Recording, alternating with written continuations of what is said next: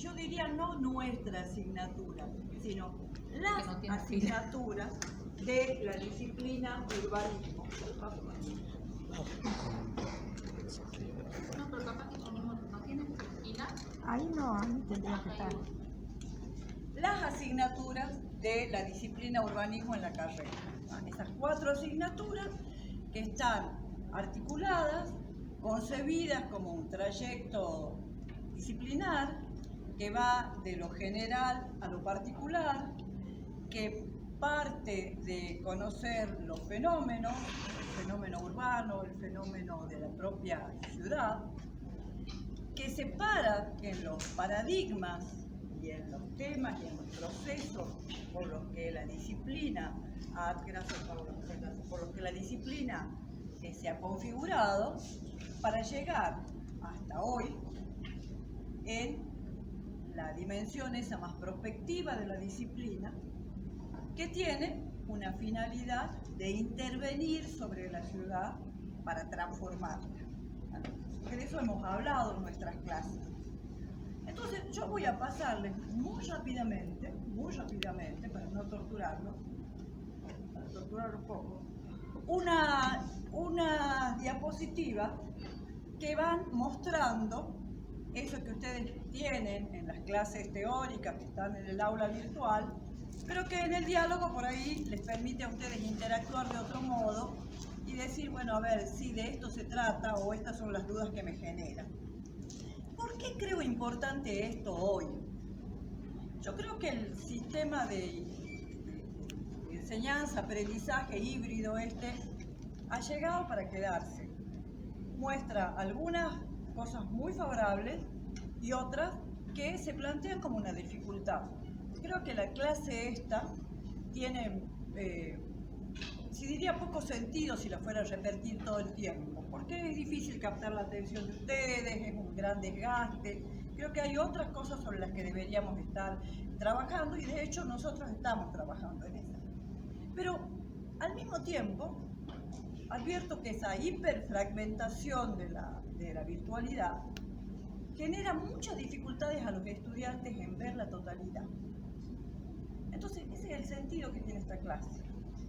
Terminar esto recomponiendo esa totalidad. Esa totalidad que está ligada a ese objetivo, ese objetivo principal de la asignatura, que es poner a los estudiantes en contacto con la problemática del mundo contemporáneo, del mundo que ustedes tienen que vivir, con el que tienen que interactuar y en el que tienen que desarrollar su campo profesional. La problemática urbana, que hoy es una problemática ambiental, que es una problemática que trasciende las fronteras de lo urbano, donde lo urbano y lo rural se han desdibujado, aunque lo urbano mantiene su identidad y la ruralidad quiere ser interpretada con nuevos enfoques, no es el tema de este tema. Y desde este lugar, que es el campo disciplinar del urbanismo, una construcción de un saber teórico y de un saber práctico, por esa idea principal de que el urbanismo estudia la ciudad y los procesos urbanos, los procesos de articulación, sociedad, territorio y la manifestación en forma de concentraciones, que es lo urbano, que tiene su lógica propia, no con una finalidad descriptiva, como lo hace la geografía, por ejemplo, o con una finalidad interpretativa, como lo hace la sociología, por ejemplo. Lo hace con una intención de transformar, de intervenir. La dimensión proyectual, la dimensión de la intervención, es un campo de la intervención físico-formal y que tiene entonces sus implicancias en el mundo real, es, diría yo, el atributo del campo disciplinar que se articula con el campo del urbanismo, que se articula con la arquitectura. El urbanismo se articula con muchos otros campos disciplinares. De hecho, muchos de mis colegas integramos en la Argentina la Sociedad Argentina de Planificación y también integramos la Sociedad de Arquitectos y Arquitectas. las sociedades o las formas que adquiera en cada provincia. ¿Por qué? Porque compartimos con los profesionales de la arquitectura competencias profesionales, pero compartimos con los profesionales que se dedican a la planificación, que son de muy distintos orígenes disciplinares, ese hacer sobre el mundo territorial, con la planificación territorial. Entonces, el urbanismo estudia la ciudad para orientar la acción sobre la ciudad, mejorar la ciudad, ordenar, proponer, establecer dialécticas entre lo ocupado y lo por ocupar, entre los comportamientos y las aspiraciones sociales. Ese es el campo en el que discurre el aprendizaje de estas asignaturas que constituyen la disciplina urbanismo en el campo profesional de los arquitectos. Y entonces me paro en esto, que aparecía en la primera, ya desde la primera unidad temática, para plantear cómo cada una de esas dimensiones del campo disciplinar del urbanismo, esa dimensión más teórica en el campo de lo descriptivo de los fenómenos, de los procesos, esa dimensión que es más interpretativa de los procesos, es una dimensión del urbanismo, pero también es una dimensión del urbanismo aquella que estudia las prácticas, y cuando estudia las prácticas y describe las prácticas, interpreta las prácticas con conocimiento científico, con técnicas del conocimiento científico, lo hace a la luz de los paradigmas dominantes. Y cuando en la dimensión prospectiva el urbanismo, el campo disciplinar del urbanismo, incluye en la práctica concreta, lo hace con técnicas y métodos propios. Si ustedes miran esta gráfica, la interpretan, van a entender cómo los núcleos temáticos que componen las 3 unidades temáticas de nuestra materia, de esta que estamos cursando, de esta que compartimos en este momento, están articulados con cada una de estas esferas. ¿Sí? La práctica esa que ustedes hicieron de transcurrir por la ciudad, mirar qué había, qué sé yo, lo que hicieron es meterse en el fenómeno, ser parte del fenómeno, interpretar los procesos, advertir los resultados, mirar las articulaciones. En esa unidad temática 2, donde la práctica ha sido también volver a recorrer la ciudad, pero a la luz de un paradigma. ¿Qué significa recorrer la ciudad a la luz de esta bibliografía? ¿Qué cosas me plantea? ¿Qué temas me interpelan? ¿Y cómo la interpreto? ¿Y qué tengo que saber para interpretar este lugar? ¿De qué tiempo? ¿De qué tiempo es este lugar cuando hace una interpretación de ese tipo? Y en la última unidad temática, esta que concluye para ustedes en una práctica que dice, bueno, en este lugar que he conocido, que he reconocido, esta es la propuesta que podríamos tener, y la pregunta que les hacemos nosotros, y bueno, y operativamente, ¿cómo se resuelve? ¿Sí? ¿Con qué instrumento? ¿Con qué caja de herramientas? ¿Por qué? Y bueno, porque la dimensión esa prospectiva de la intervención, de la transformación, requiere apelar a métodos y a técnicas que son específicos del quehacer de la disciplina urbanismo y que trascienden la acción de diseño formal o funcional y se vuelve operativa, transformadora y apela entonces a otros recursos en donde, desde luego, van a confluir otros campos disciplinares.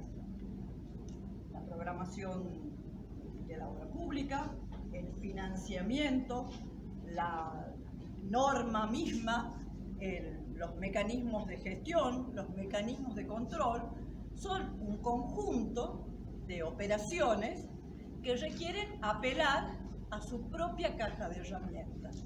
Entonces, parte de esta clase es contarles a ustedes cómo encaramos la materia, y aquí les acabo de dar algunas pistas, y parte es pararnos en eso que quedó como una asignatura pendiente. Nosotros teníamos previstos 2 clases finales al terminar cada unidad temática. Las circunstancias hicieron imposible eso por paro, por lluvia, por otros actos, por disponibilidad del edificio. Pensé que debería dejarlo así. Bueno, entonces estas son las 3 unidades temáticas. Rápidamente la unidad temática, todas las unidades temáticas están organizadas en 3 cuerpos, ¿no? O sea que en definitiva son 9, hay una que tiene uno más, 10 cuerpos de temas sobre los cuales ustedes tienen que indagar, estudiar. ¿Me escuchan atrás? Indagar, estudiar, y cada uno de esos temas tiene que ser visto en función de cuál es el objetivo con el que ha sido planteado. ¿Sí? Para la unidad temática 1, parados en el fenómeno urbano hoy, ¿qué significa el fenómeno urbano hoy en un mundo en donde más del 50% de la población desde hace ya más de una década, desde hace casi 15 años, vive en ciudades y que hoy tiene habitantes, habitamos un mundo donde 8.000 millones de almas, donde más del 50% vive en ciudades. Pero además, el 50% de esa población aún todavía no ha superado tasas de urbanización en el orden del 50%, lo cual hace prever que en un muy corto plazo, en el plazo promedio de la mitad de sus vidas, van a vivir en un planeta absolutamente urbanizado. Entonces, la urbanización como un tema, como un problema, y por una cuestión de la que no podemos estar al margen, viviendo en un continente, el continente más urbanizado del planeta, que tiene además rasgos que se universalizan en este momento. La pandemia ha dejado una universalización de la desigualdad, pero el rasgo predominante en el proceso urbano de América Latina es el de una desigualdad estructural, aun y cuando mejoren, y han mejorado, muchos indicadores de calidad de vida. Ciertamente, lo que no ha mejorado, y en todo caso está en una tensión sumamente crítica, es al del incremento de las desigualdades. Un mundo urbano, un planeta urbano, un país que además tiene casi el 94%, 9 de cada 10 personas viven en una ciudad en la Argentina, reclama entonces a este campo disciplinar tener una agenda que esté a la orden de los tiempos, que pueda atender la magnitud de la problemática y los rasgos que tiene esta problemática.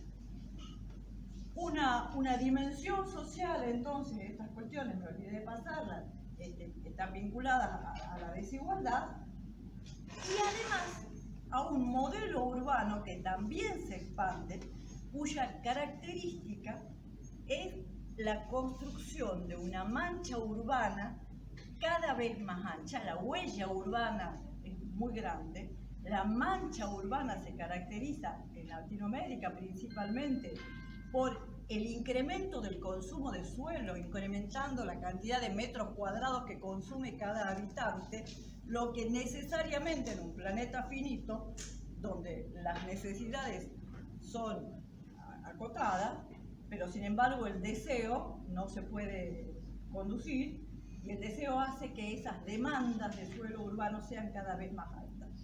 Nosotros estamos transitando, además, en un contexto de un modelo productivo que, agudizado en este momento por las tensiones post-COVID, están en un contexto de crisis global que está vinculado al cambio climático. Pero es el cambio climático en un contexto de un modelo productivo y de un modelo de ocupación del territorio y de un modelo de articulación social. Esas condiciones, entonces, son características de este fenómeno urbano del siglo XXI en donde ustedes están transcurriendo, y lo que deberían hacer entonces ustedes es ver cómo se describe eso, cuáles son los autores que lo interpretan, qué datos tenemos y cómo es, a la luz de esos datos, la situación del ámbito de referencia inmediato que tenemos, que es el área metropolitana o el sistema metropolitano de Tucumán. Así se encara esa unidad temática, ¿sí?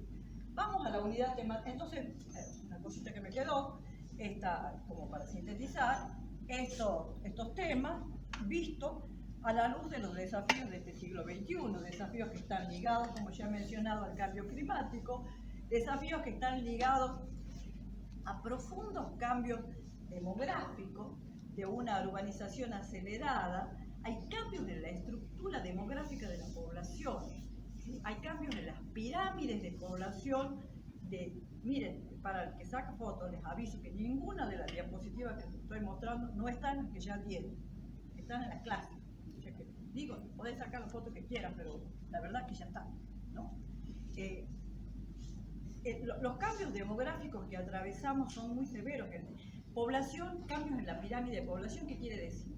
Tenemos población que tiene más expectativas de vida, ¿sí? La expectativa promedio de vida ha superado largamente los 70 años, y entonces nosotros estamos con una población envejecida que demanda un tipo de atención urbana, un tipo de ciudad, un tipo de recursos, un tipo de infraestructura, un tipo de condiciones de desplazamiento, de accesibilidad, de movilidad.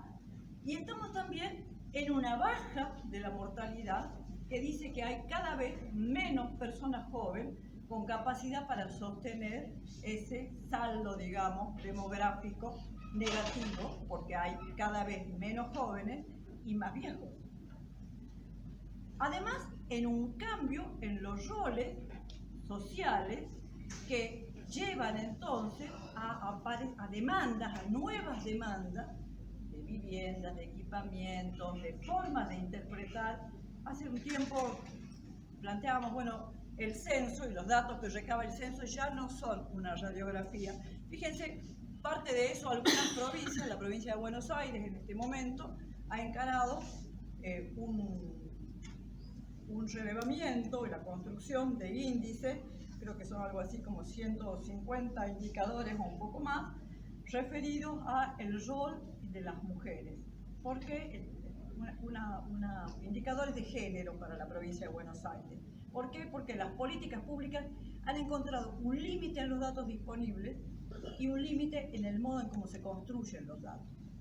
Cambios económicos de un futuro incierto, la pandemia y una situación de guerra, cambios de desigualdades, y también en un contexto en donde hay cada vez más, aunque parezca a veces mucho menos, desafíos de sociedades que aspiran a ser más democráticas.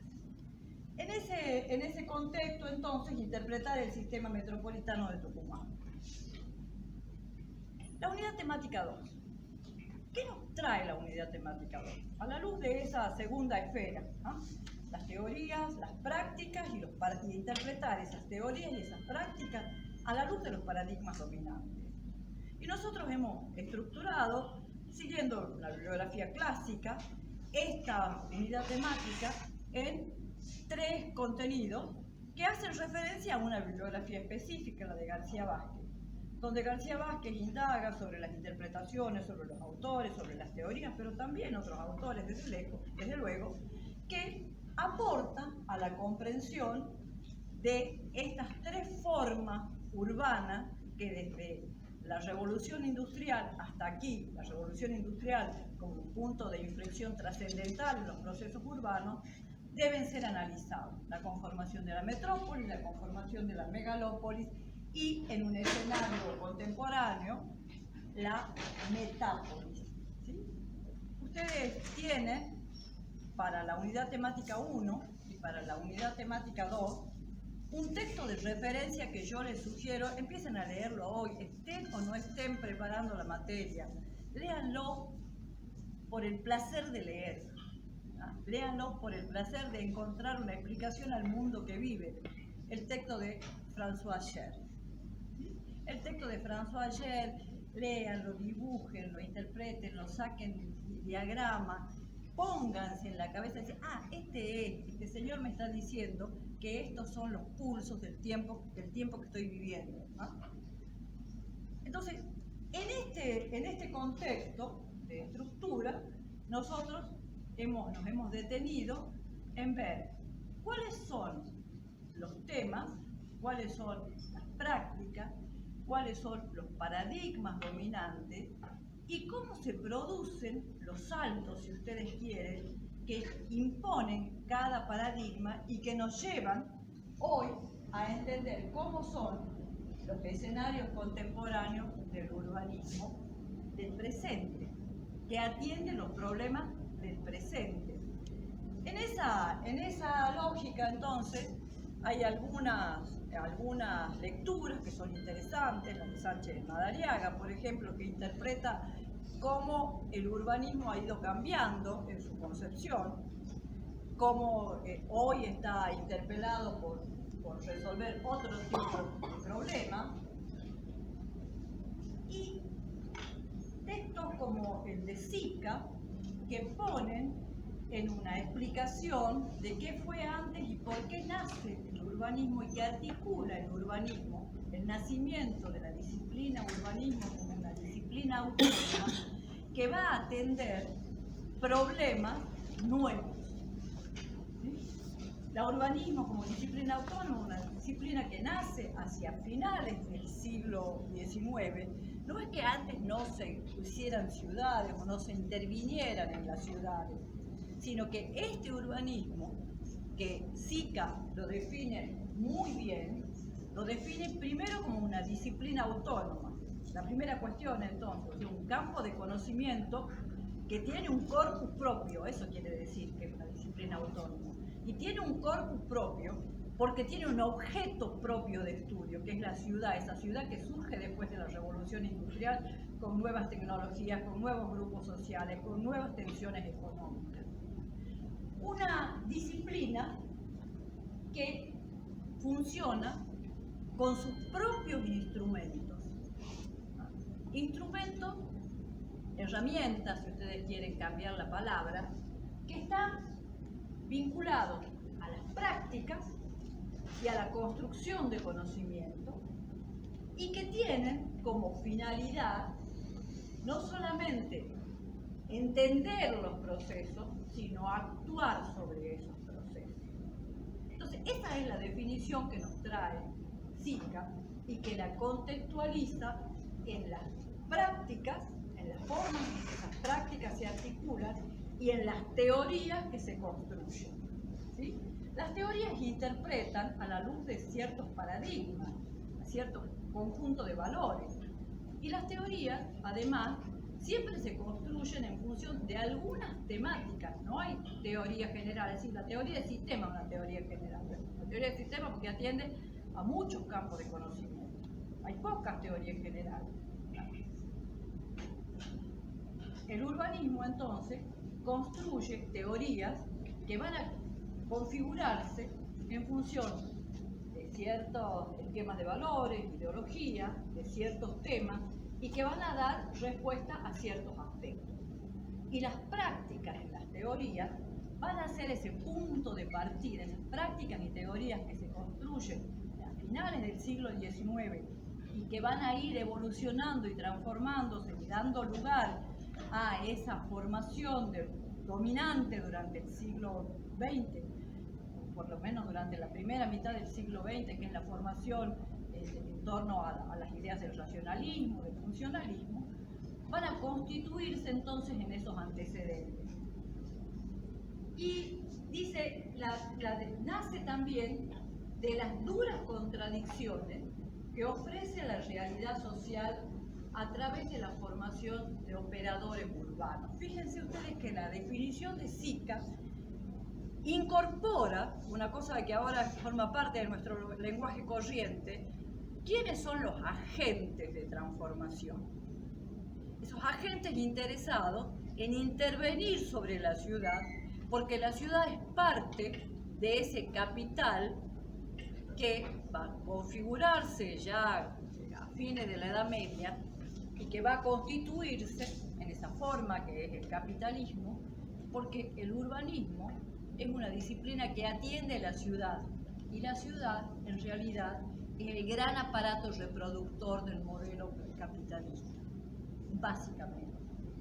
Y entonces esos operadores urbanos van a estar en los procesos de transformación de la ciudad permanentemente actuando sobre ella, operando sobre ella, generando tensiones interviniendo, tratando de maximizar los beneficios de quienes intervienen. Entonces, hay otras figuras que van a aparecer como agentes operadores en la ciudad, el Estado, estados organizados, que a través de normas van a intentar poner límites. Por eso el urbanismo nace, y Sica lo dice tan claramente, dice, en el último cuarto del siglo XIX, el laissez-faire ha concluido. El laissez-faire, el dejar hacer, el dejar pasar ha concluido. Es necesario poner normas, es necesario incorporar el rol del control. En ese rol del control es donde opera el urbanismo a través de sus herramientas y de sus operadores.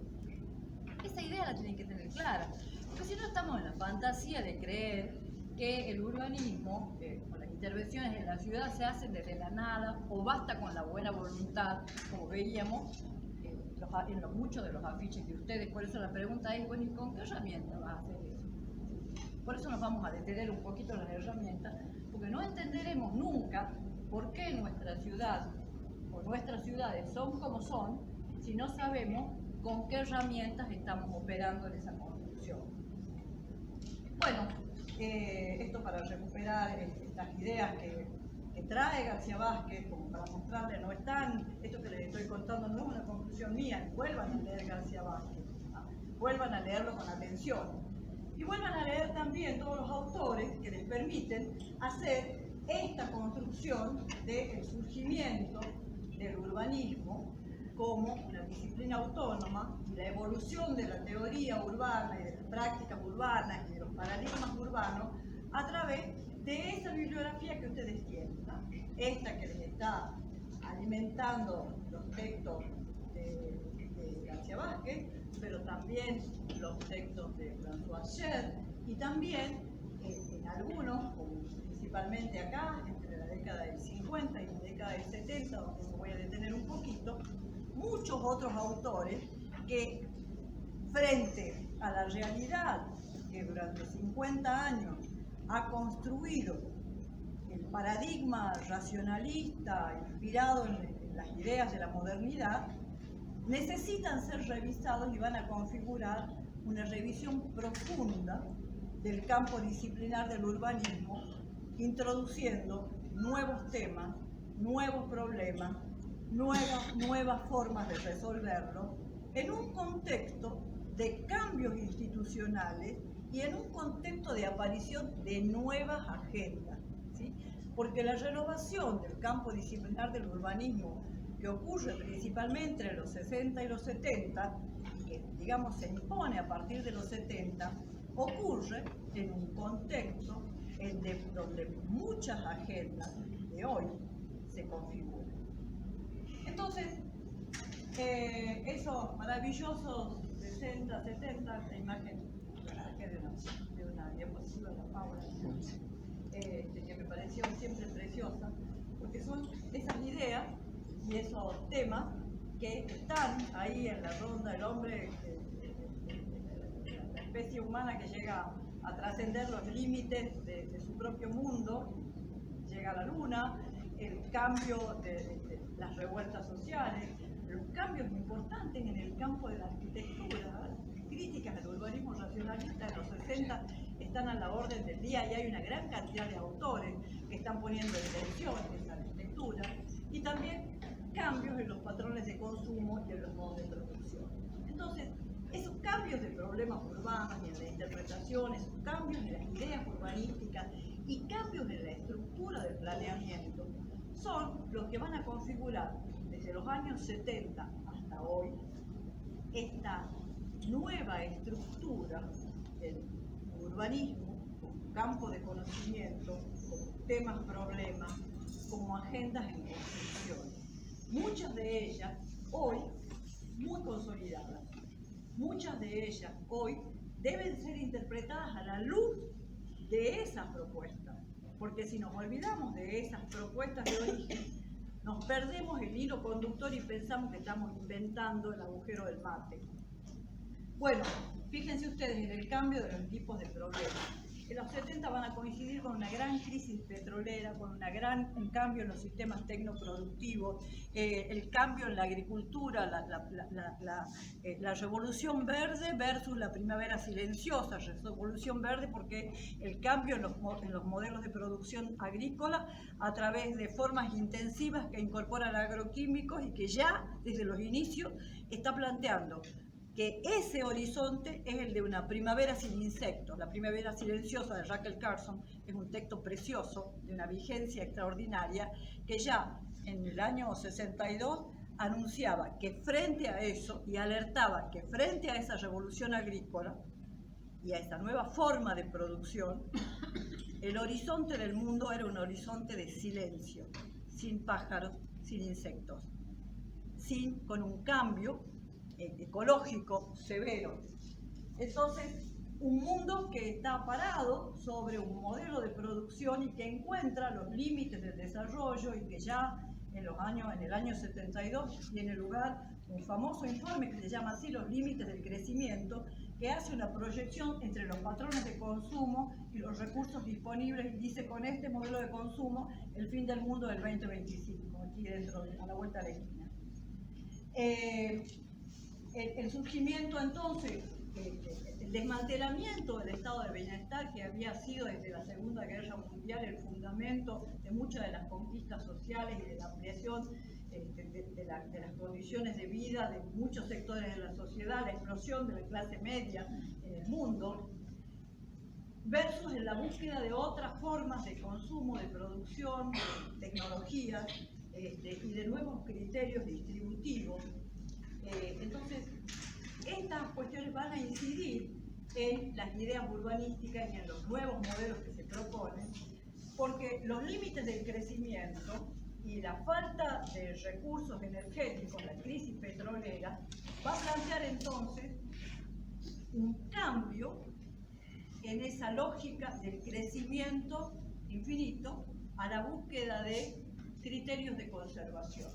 Fíjense, es interesante con el diario de ayer, con el diario de hoy, digamos, ver lo que pasó ayer.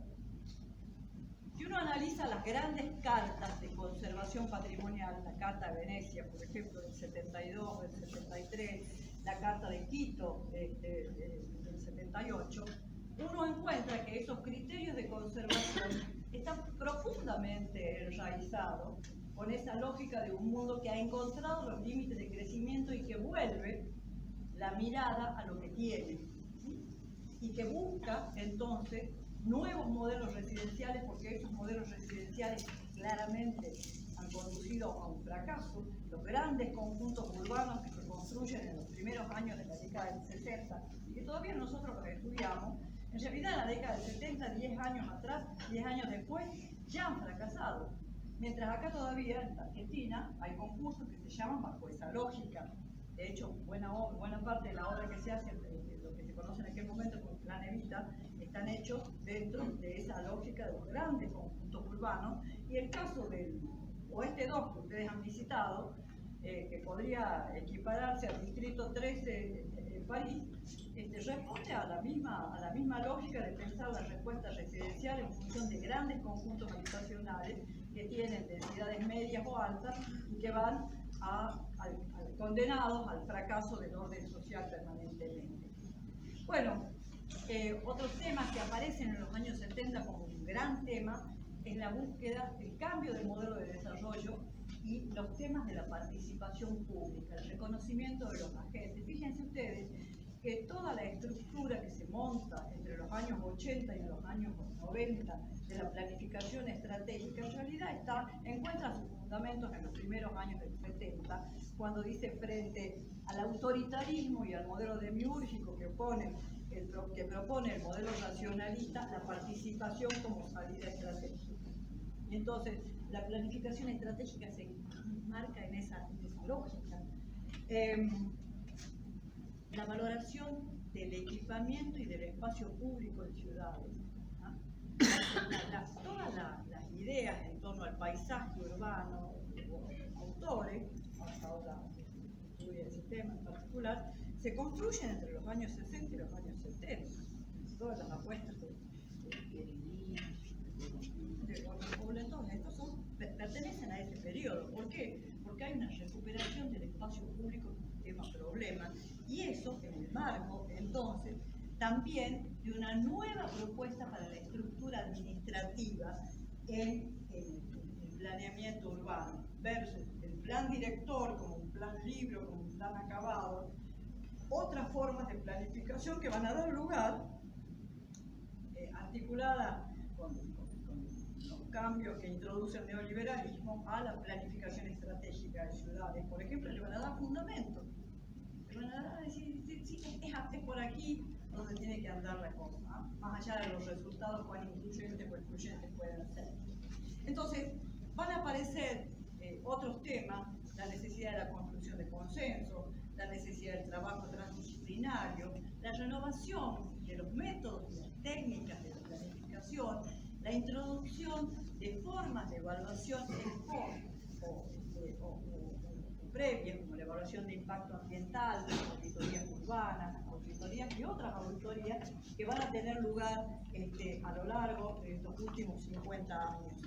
Es decir, que es importante para nosotros hoy tener una idea, y esta bibliografía que ustedes tienen, que nos permitan reconstruir, y esa debería ser la forma en que ustedes van a encarar esta unidad temática, tomando quiénes son los autores, qué ideas introducen, cómo, cuáles son los temas, esas cosas que, fíjense ustedes que García Vázquez, cuando empieza cada una de estas formas urbanas a describir, les plantea un esquema de situación. ¿Qué les sugiero?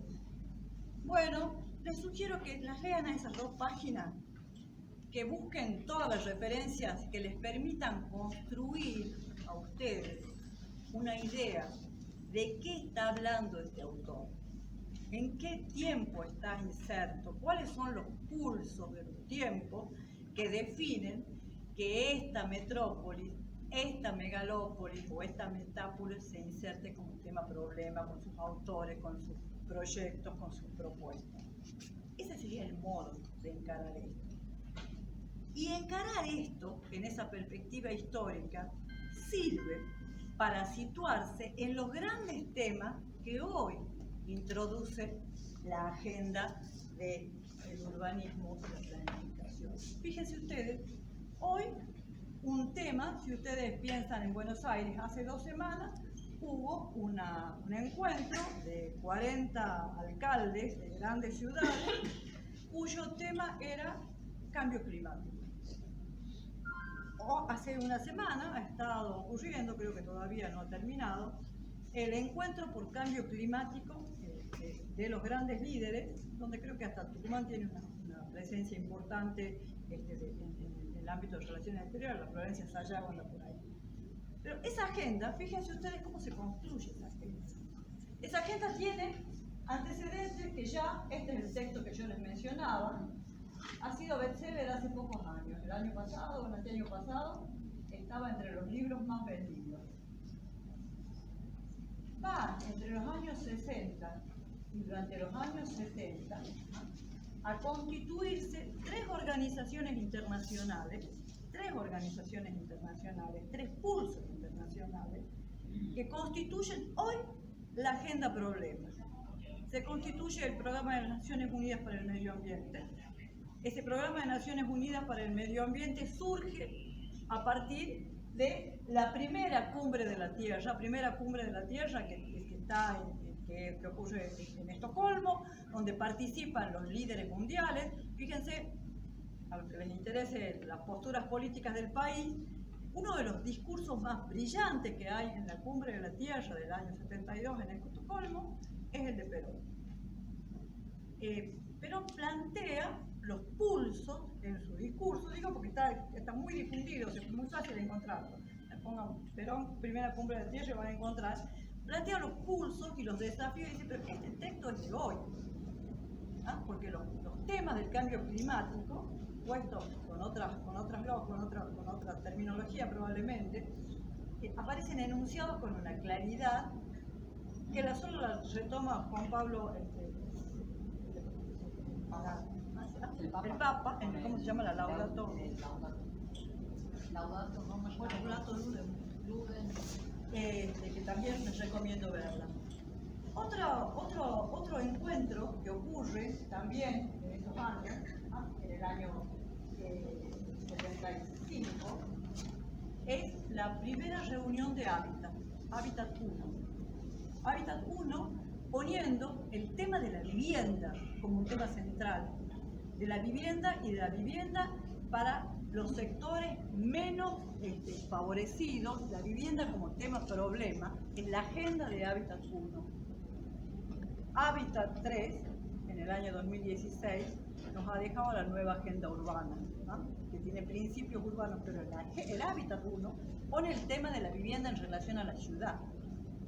Y el otro tema, que forma parte de esa estructura de grandes organizaciones, es que también en el año 75 Naciones Unidas inaugura un programa que luego va a encontrar hacia los 90 y durante este siglo un arraigo muy importante a partir de la creación de ONU Mujeres, pero es en el año 75 donde Naciones Unidas dice es necesario poner los temas de género en la agenda de Naciones Unidas y define el Día Internacional de la Mujer como un tema de Naciones Unidas. Si yo les digo a ustedes género, cambio climático y cuestiones de hábitat, ustedes dirían es la agenda urbana hoy. ¿Sí? Bueno, en realidad por eso son importantes ver a los procesos sistémicos de su historia, porque no basta con explicarnos por qué hoy, solo hoy, y en función de qué surgen esas agendas. Fíjense ustedes que esta trayectoria de hechos, de bibliografía, de informes, en donde están algunos de los informes que yo les he ido mencionando, Latinoamérica, cuando se produce el informe MIDWO, el informe de los límites del crecimiento, genera su propio informe, lo genera en Argentina. El informe de la Fundación Bariloche, que se llama así, Modelo Mundial Latinoamericano, en realidad es una respuesta al informe de los límites de crecimiento. Y es una respuesta al problema de los límites de crecimiento, porque lo que no cuestiona el informe de los límites de crecimiento es que ese modelo de desarrollo, cuando dice es necesario limitar el desarrollo, porque este modelo de desarrollo conduce al fin del mundo, no plantea que está partiendo de un modelo de desarrollo que es sumamente desigual. Entonces, lo que plantea el informe de la Fundación Bariloche es que sí es cierto que es necesario cambiar el modelo de desarrollo, pero es necesario promover el desarrollo en los países que hasta ese momento marcaban condiciones estructurales de desigualdad. El tema no ha sido zanjado. La Fundación Bariloche se diluye a fin del año 76. Buena razón por la que se diluye es porque la mayor parte de los intelectuales universitarios que constituyen la Fundación Bariloche son hoy desaparecidos. La historia también se debe leer completa, con todos los autores, y citarlos. Bueno, la construcción de esta agenda ya desde los 90 hasta acá va a concluir en dos grandes documentos que son hoy nuestras referencias, que marcan hoy una ruta, un camino de actuación del campo disciplinar del urbanismo, y que fíjense ustedes, es tanto esto así que quienes estén postulando proyectos de investigación desde la Universidad Nacional de Tucumán tienen que encuadrarlo en esos objetivos de desarrollo sustentable con una orientación al 2030, que a través de sus metas, a través de los objetivos y sus metas, van definiendo un modelo de articulación mundial, ¿no? Un modelo aspiracional mundial. Y de otro documento que está enmarcado también en esas conferencias, que surge de Hábitat 3 en Quito, que es la nueva agenda urbana. Los objetivos de desarrollo sustentable como la nueva agenda urbana, en realidad los hechos y los procesos y las cuestiones que son impulsadas a partir de la crisis del COVID entran en la agenda de un modo intempestivo, se reposicionan, se reconfiguran y van a dar lugar entonces a un reordenamiento, si ustedes quieren, de las prioridades disciplinares. Y ahí entramos en la unidad temática 3. ¿Ya? Y la unidad temática 3 está organizada también en paquetes temáticos, en donde un primer paquete hace, bueno, ¿y qué es esto de la planificación y por qué importa estudiar la planificación y en qué consiste la planificación? ¿Cuáles son los pulsos de la construcción de los métodos de la planificación? ¿Cómo se articulan?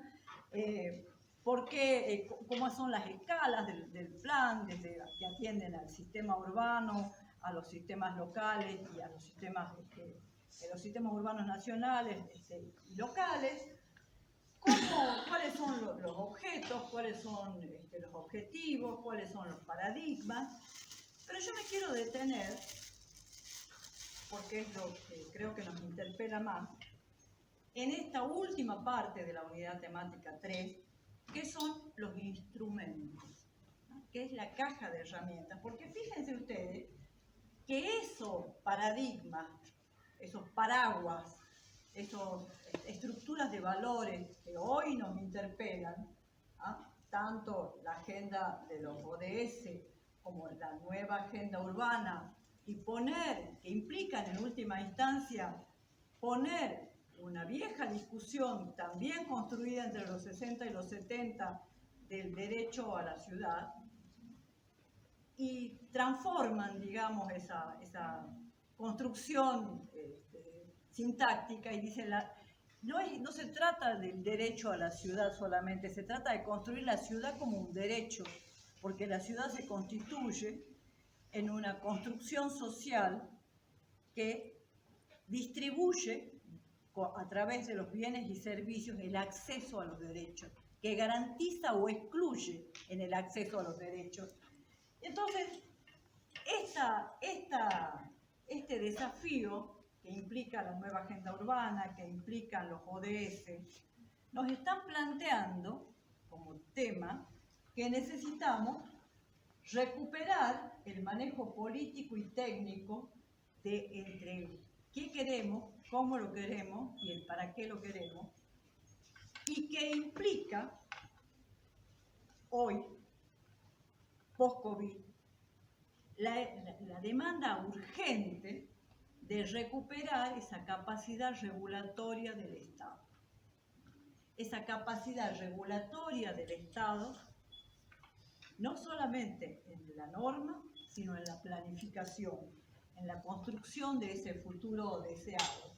Porque la nueva agenda urbana, y esta nueva, cuando me refiero ya a la nueva agenda urbana, no es solamente a la nueva agenda urbana del encuentro de Quito, del encuentro de hábitat, sino los temas, problemas, están vinculados al crecimiento urbano, al crecimiento urbano, a los cambios de patrones de familia, a las condiciones de marginalidad, a los retos en la provisión de servicios, al cambio climático, a la exclusión, a la inseguridad, y también a grandes temas en donde nosotros no los vemos en este rincón apartado del mundo, pero que sin duda es el tema cuando uno transcurre en las grandes ciudades, el tema de las migraciones, ¿no? Las poblaciones migrantes. Hoy mismo la tapa del diario dice el buque que fue en el Mediterráneo con 250 personas no tiene dónde atracar, nadie lo quiere recibir.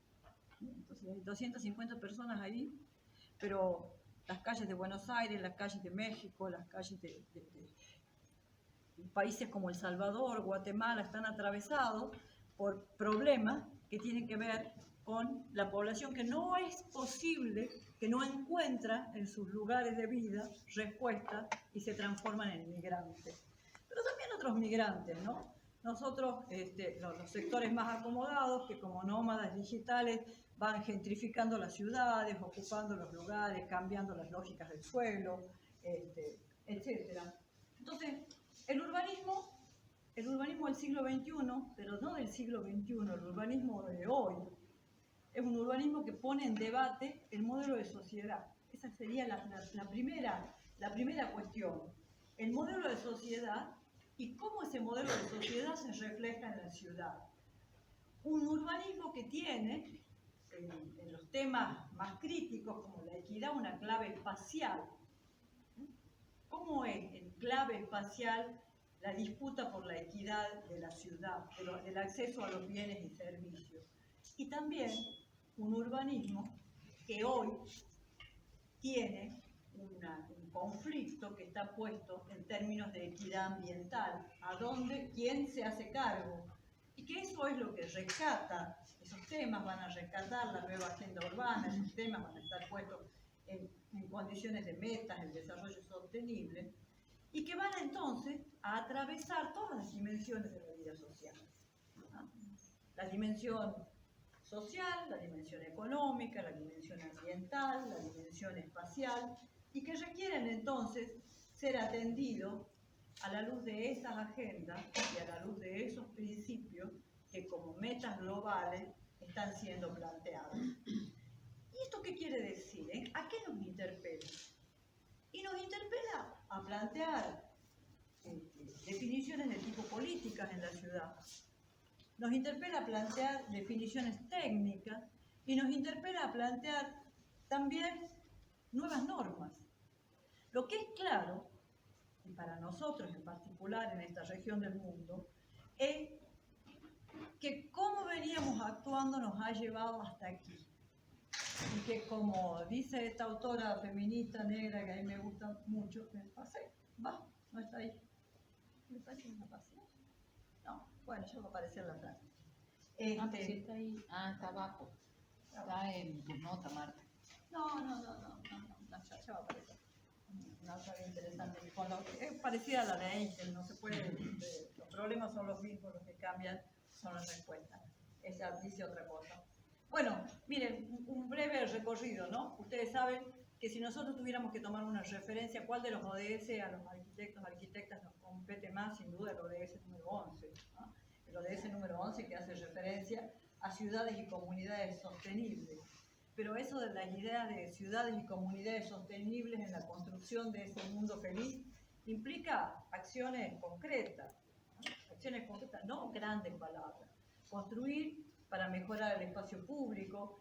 A mí me gustó mucho esa imagen, dice, es la imagen de un mundo feliz, ¿no? Una imagen de un espacio de calidad en donde el goce está en lo colectivo. Otro ODS que sin duda nos atañe por las problemáticas que involucra es el que está vinculado al cambio climático, el ODS número 13.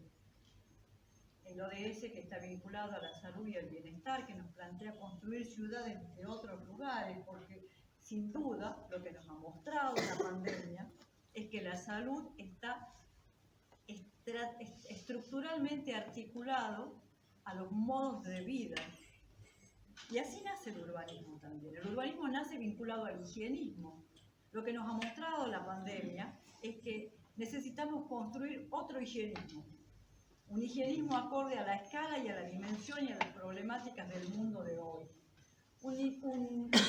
Otros ODS que están muy articulados a aquel que hace a la igualdad de género. No es posible pensar hoy las ciudades sin pensar desde una agenda de género, como no es posible pensar las ciudades sin una agenda de cambio climático, y pareciera que tampoco es posible que pensemos sin una educación adecuada a esas transformaciones y a esos procesos y a esas prácticas de consumo, porque el modelo productivo es un modelo que incorpora, pero no se hace cargo nunca de lo que desecha, ¿no?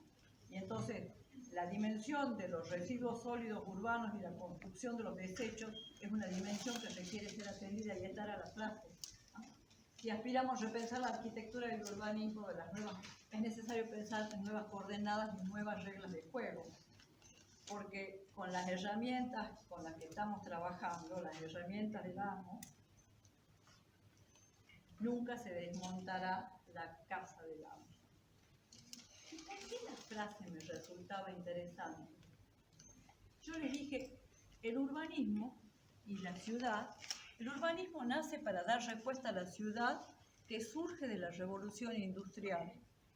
Y la ciudad se ha convertido siempre, y ha sido siempre, y es aún hoy, el gran aparato reproductor del capitalismo.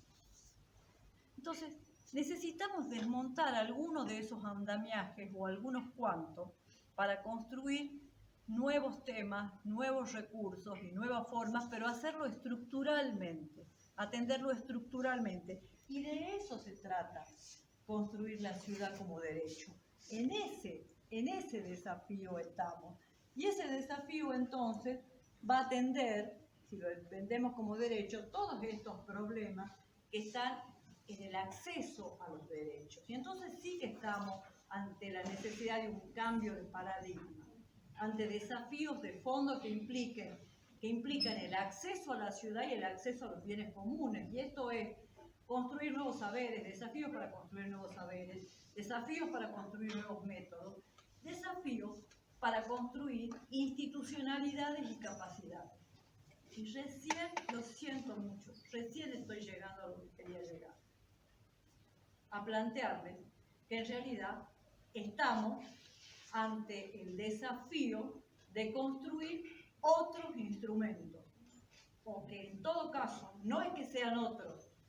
Acá, en Tucumán, en nuestra región y en nuestro país, necesitamos asumir ciertos desafíos que no quieren ser asumidos y sobre los que tenemos que militar si ustedes quieren. Y uno de esos es el pensar en términos de ordenamiento territorial. ¿Sí? Pensar en términos de ordenamiento territorial desde esa dimensión prospectiva que implique atender las dimensiones principales de la nueva agenda urbana y sus medios para implementarlo. Y los medios para implementarlo, fíjense ustedes, ponen en las políticas urbanas nacionales, en las políticas de suelo, en las políticas de vivienda, en los planes, el mecanismo de intervención primero, y del que derivan, no sé por qué no aparecen las otras flechas, todos los otros mecanismos de intervención. Y así entonces, yo creo que esa caja de herramientas, esos instrumentos, tienen que estar orientados a mejorar la capacidad de intervenir sobre la realidad, ¿no?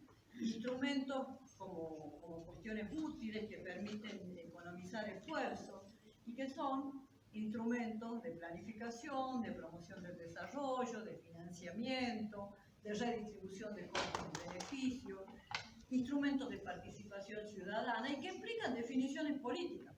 En primer lugar, implican definiciones políticas. Yo diría que el primer campo de la militancia que deberíamos tener y de intervenir es ese, en el de las definiciones políticas.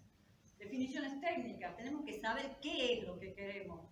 No basta con militar políticamente. Luego hay que tener ahí un bagaje de técnicas y de métodos que permitan esa intervención concreta y definiciones más instrumentales, más operativas, más concretas, si ustedes quieren, más próximas. Y ustedes van a encontrar en la bibliografía esta clasificación, ¿no? Cómo esos instrumentos pueden ser normas, obra pública, instrumentos económicos, instrumentos financieros, instrumentos de gestión, instrumentos de control. Fíjense ustedes que la gráfica esta, yo me voy a detener muy poquito en solo algunos pocos, nos muestra que hay un abanico infinito de cuestiones a las que tenemos que apelar. ¿Sí? Cuando ustedes hacían su trabajo, que terminaban en un afiche, muchos hablaban de la expropiación. Fíjense que la expropiación andaría por ahí suelto en alguno de esos, ¿ah? Pero seguro que es el último, porque hay muchas otras estrategias y son esas estrategias de intervención a las que tenemos que apelar y conocer. Y sin duda la primera, o una de las más importantes, con la que pone el marco de referencia, es la norma, ¿no? La norma que establece las restricciones al dominio, que permite un orden, establece las condiciones del suelo. En el campo urbano la norma se transforma en un elemento principal. Y si uno piensa en una norma, podría pensar, bueno, la norma madre que debería haber en Argentina, en Tucumán, en cada una de las provincias, es una normativa de ordenamiento territorial. Fíjense ustedes que el ordenamiento territorial la definición de cómo se usa y qué restricciones tiene el suelo, es una función pública que es indelegable. Es al Estado al que le compete, es el único y exclusivo, el que tiene el atributo ese de decir que sí y que no. Y en nuestro país, por su construcción federal, las cuestiones que hacen al ordenamiento territorial es una función exclusiva de las provincias. De las provincias. Y en el ámbito de las ciudades, de los municipios, nosotros nos debemos una normativa de ordenamiento territorial. Un ordenamiento territorial que nosotros lo conocemos como una disciplina, como un campo de conocimiento, como dice la definición europea, de la Carta Europea, pero que es básicamente una política pública y una técnica administrativa de cómo se asignan los recursos. En ese contexto, entonces, marcan una norma de orden general, códigos urbanos, zonificaciones, planes de uso de suelo, estándares de urbanización, planes de contingencia, evaluaciones de tipo ambiental, de vecindad, de género, todas las evaluaciones ex post que nosotros quisiéramos, mecanismos de regulación dominial, y cada uno de estos instrumentos abre un abanico de condiciones y de posibilidades y de temas que los debemos conocer. Bueno, la gestión del suelo y el crecimiento del suelo no es posible sin tener muy claro cuáles son esos aspectos de la regulación que tenemos que atender y cuáles son las oportunidades que cada regulación tiene. Nosotros esta semana, ayer, o antes de ayer, hemos tenido una noticia sumamente interesante. Como equipo hemos trabajado en un plan de ordenamiento urbano y un código de edificación para un municipio en la provincia de Catamarca. Le comentaba a una colega esta mañana, yo trabajo hace muchísimos años en esta universidad, en esta facultad, en el mismo lugar así de aburrida, y he trabajado en planes municipales para Alberdi, para Concepción, en planos urbanos, en planes de ordenamiento territorial, para la provincia, para la región. Es la primera vez, lineamiento estratégico para el área metropolitana de Tucumán, y este era el caso más chiquito, más pequeño, más complejo por la cantidad de temas que iban a aparecer, incluir un código de edificación. Es la primera vez que un trabajo de estos en los que me ha tocado participar ha llegado a ser aprobado como norma, o sea, como instrumento rector de la política urbana por el municipio. Para nosotros es una novedad extraordinaria porque ese plan no solamente está enmarcado en una próxima ley de ordenamiento territorial que ya tiene tratamiento legislativo y está prácticamente aprobada, tiene media sanción y está aprobada, pero en estos días vamos a tener novedades, en el caso de la provincia de Catamarca, que establece criterios, digamos, para el uso del suelo a nivel de toda la provincia de Catamarca, y para los municipios establece criterios de zonificación urbano, no urbano y periurbano, estableciendo una gran cantidad de temas novedosos. Nosotros construimos un plan de ordenamiento urbano que atendía a esa zonificación, a esa delimitación de áreas, pero también que planteaba normas concretas de uso y ocupación de la parcela, la configuración entonces del tejido urbano, criterios ambientales, estructuras viarias y un conjunto de temas como ejes rectores, digamos, que son propios de un plan urbano y de un código de edificación y que ha sido aprobado. Pocos casos hay, en el caso de la provincia de Tucumán no hay ninguno, en donde el plan se articule con un código urbano y de edificación. Y pareciera que eso debería ser la norma general. Bueno, en este caso esperemos que se aplique, es un trabajo sumamente interesante, que no hubiera sido posible sin un montón de colegas que han estado participando. ¿Es suficiente la norma? No necesitamos promover otros mecanismos que articulan la gestión, y necesitamos construir estructuras de articulación público-privada, como ustedes muchos han apelado a los convenios, pero también otras formas, bancos de tierras municipales, por ejemplo, para que el municipio pueda construir digamos, una lógica de ocupación territorial para los sectores menos favorecidos, o para definir estructuras de equipamientos, de bienes y servicios. Otra buena noticia para Tucumán: el viernes la municipalidad de la Banda del Río Salín aprobó una norma de banco de tierras municipal. Otros instrumentos que están también muy descritos en la bibliografía, y criterios y normas, instrumentos, recursos que faciliten o maximicen la redistribución de los bienes y beneficios que provoca la urbanización. ¿Qué cosa me interesa dejar con esto?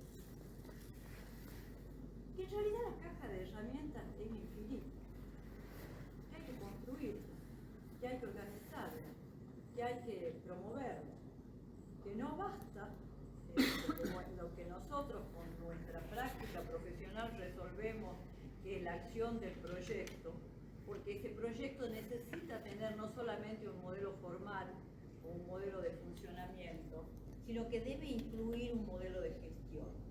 Y ese modelo de gestión requiere tener una caja de herramientas que lo haga posible. Entonces hay herramientas fiscales, tributarias, presupuestarias, etcétera, que van a dar lugar y van a hacer posible que esas transformaciones que estamos promoviendo efectivamente ocurran. Bueno, finalmente, los mecanismos de participación ciudadana, esos que empiezan a prefigurarse en los años 70, forman parte hoy del bagaje corriente. Y muy rápidamente, ¿cuál es la situación en la que nos encontramos en la Argentina? Bueno, la verdad que en la Argentina la mayor parte de los municipios, o buena parte de los municipios, carece de normativas municipales. Todavía es una singularidad esto. Ahora, si nosotros pasamos al caso de la provincia de Tucumán, y ese es un trabajo que hicimos con el equipo del observatorio, sobre indagar, bueno, cuál es el estado de los instrumentos de gestión en la provincia de Tucumán, el resultado es alarmante.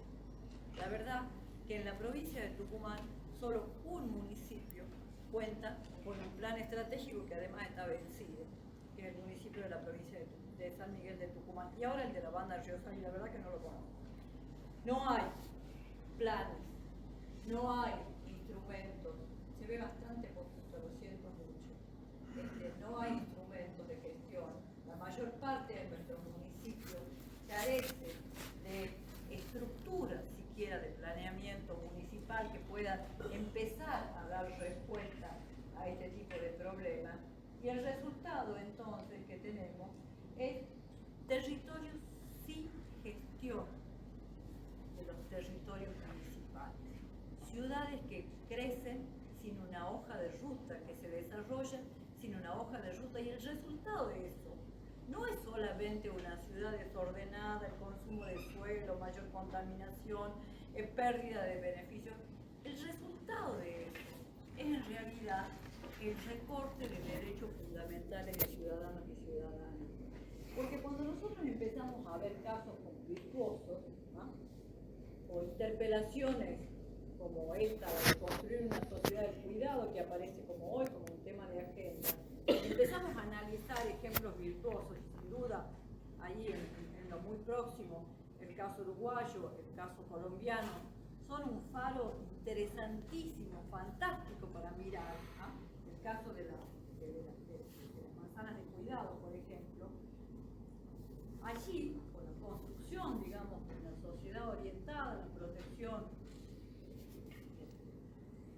de género, en este caso, orientada a la participación, a generar estructuras de participación, que construye algunos dispositivos inclusivos, necesita tener esos otros dispositivos técnicos, políticos y de diseño que puedan dar respuesta, porque, por ejemplo, sin esas cuestiones caso colombiano, no lo podríamos entender.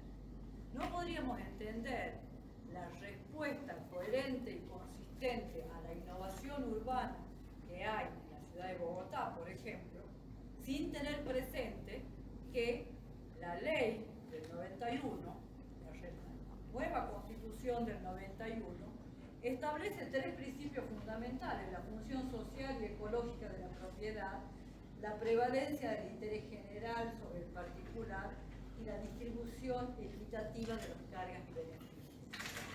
Esos principios rectores están en la Constitución colombiana.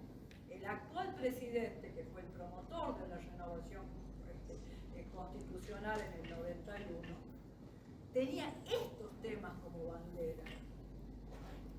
En el encuadre de esa constitución, Colombia, a fin del siglo XX, elabora una ley nacional de desarrollo territorial que consagra estos derechos y establece mecanismos específicos que son las herramientas con las que cuentan los municipios colombianos para repartir las cargas y beneficios y los mecanismos de captura de valor.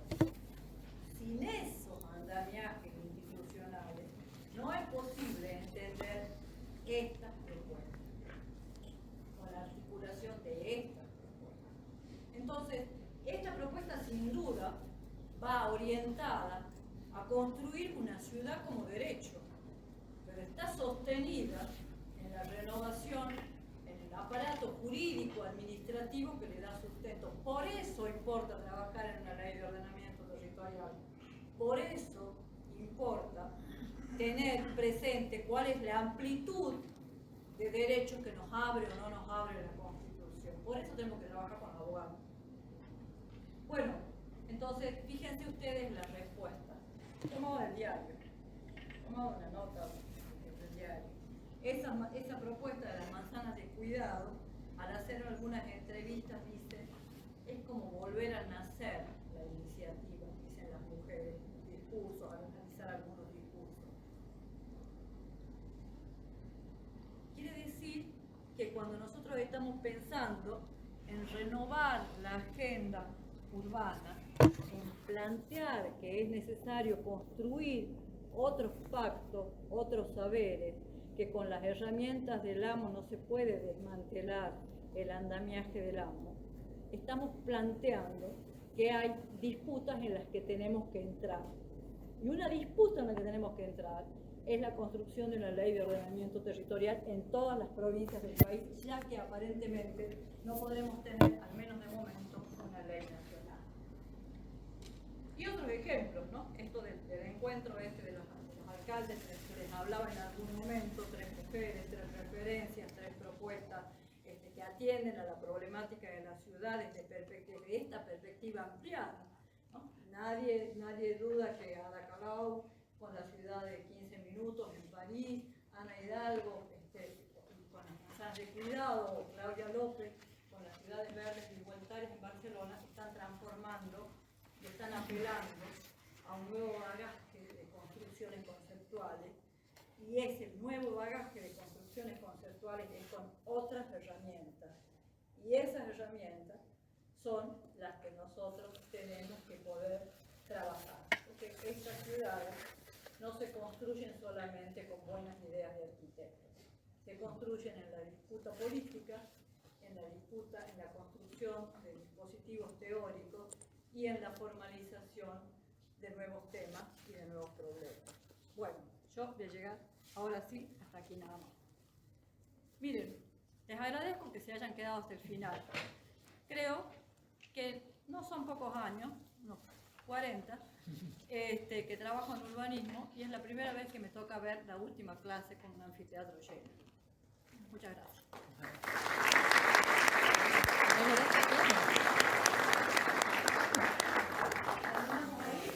Y entonces ustedes entregan